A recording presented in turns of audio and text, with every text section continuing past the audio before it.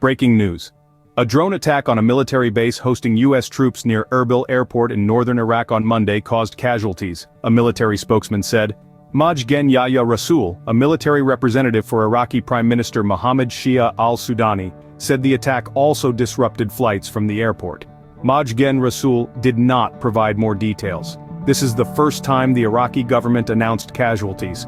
Earlier that same day, the Islamic Resistance in Iraq, an umbrella group of Iran-backed militias, claimed responsibility for the attacks against the Harir base. Erbil is the capital of the three-province Kurdistan region.